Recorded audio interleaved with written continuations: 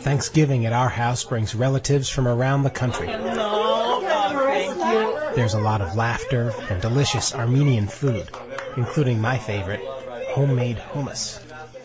But the holiday can be bittersweet for Armenian Americans like us, who give thanks that our relatives survived the first Holocaust of the 20th century, when Armenians faced extinction at the hands of Ottoman Turks.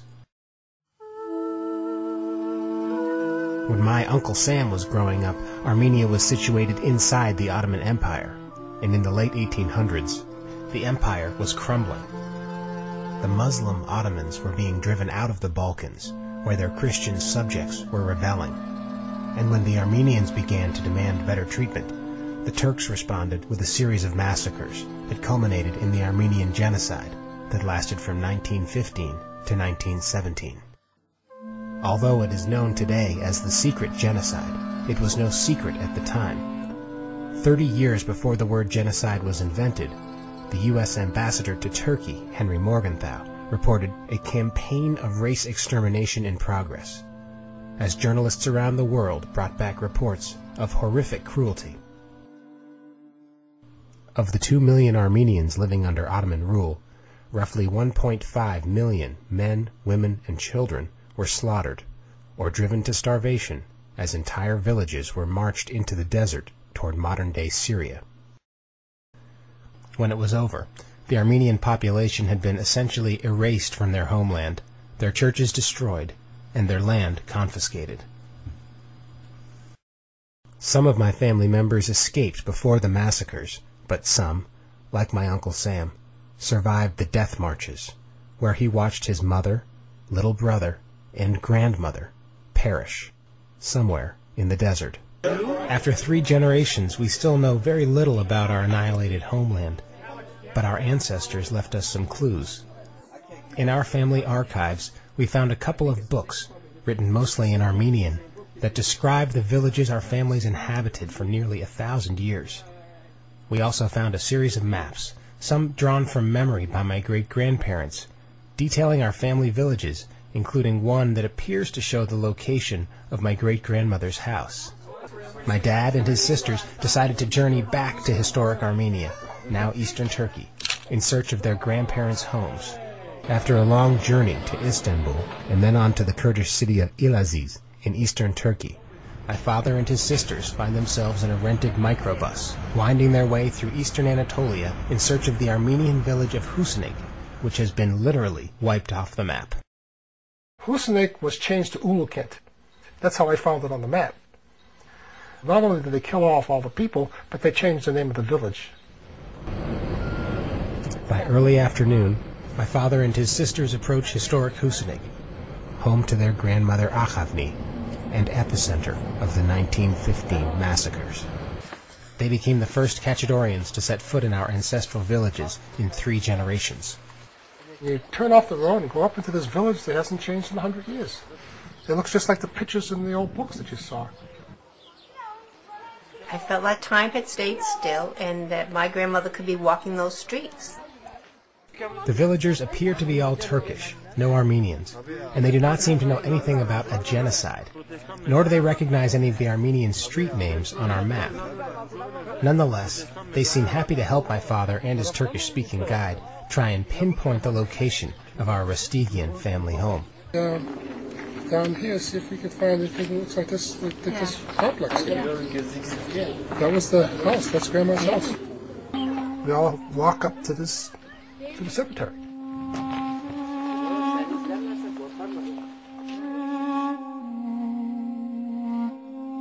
Our grandmother's grandmother was buried there. Our grandmother's mother was buried there. Father and mother and cousins and everybody, and totally desecrated. Oh, sure. Remember, there had been Armenians in Husinik for 900 years. 900 years. There's nothing there. Nobody ever heard of them before. We found no Armenians in Husinik, but there was no genocide. I mean, if there was no genocide, how come there's nobody left? Bunların bu dediğini... Yes, they will show us. Bir su kuyusu var mı? Su kuyusu var mı? Aşağı sağa döndüğün gibi bunun bu Rustigan Street diyor. Orada bir çeşme var. Sokağı varmış. Çeşme var orada. My father asks them about the well on the map, the well at the back of my grandmother's house. This water well, is this still here? The well, yeah, they are discussing where is the well. There's a woman, kadın değil mi? Öldü. She's dead now. Bu bizim bahçeyle In her garden, there is a well, water well, yeah. All right. This right here is this guy. The water well is right over. It's going to show us what the water well is. Bunlar Amerika aileleri yani büyük anneleri, büyük babaları 1890 yılında buradan gitmişler. Nevşehir. Okay, we'll go see. Back in the village, my father and his sisters believe they have found the location of their grandmother Ahavni Rastigian's family home. That could be it. This is the well. This is the well. Maybe this is your place. We're sort of standing on ground that's very close. Onca var ki tezkere ala. Jandarma. At this point, one of the oldest women in the village approaches and explains that she has lived across the street her whole life. They said she is more than 100 years old. She doesn't remember her own age. Can you ask her if she remembers anybody named Rastigian? Sen buradaki eskilerden hiç isim hatırlıyor musun isimlerini? Bu Amerika'ya neye göçenlerden? She doesn't. No, she doesn't. Agop'tan Kirko. İki kardeşlermiş o kahvenin çiçeğinden. O arka hep onlar. Yeah. Böyle nurun içinde yatırlar. Taşları, toprakları nur dolu. She said, I was very poor and neighbors, they all shared their food Oğlum with askerden her. geldi. Now she's praying. Her son, he broke his legs. They also helped when he was at home with the broken leg. Böyle nurda yatırlar. Now she's praying for them. She said she's still praying. For that family. Yeah.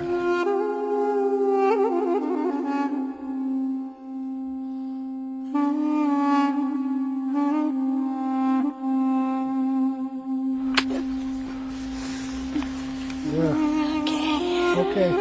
Shall we go? Over the next few days, my father and his sisters locate two more of our family villages, each more devastated than the last. My great-grandfather's village of Habusi is completely underwater, flooded as part of a massive hydroelectric project known as the Keban Dam. The trip left many questions unanswered for my dad and his sisters. When Armenians go to Turkey, everything looks familiar. And we know what the food is. We like the food. We know what the music is about. We like the music. The people look like they're relatives of ours. It's not an unfamiliar place. The most moving thing were the children. Again, very familiar. I mean, they look like our kids. They really do. Beautiful round faces, beautiful eyes. Giving us flowers. Kids were bringing us flowers and holding our hands. You do feel very connected to not only the place, but to the people even. And that's also a little confusing. The conflict you find yourself in when you go there is that you're saying, how can these people be so gracious? And I know the deeds that were perpetrated here. How could this be the same people?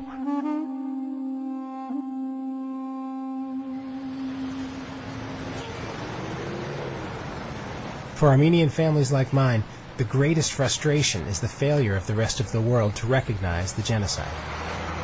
The U.S. House recently approved a resolution to formally acknowledge the World War I killings as genocide.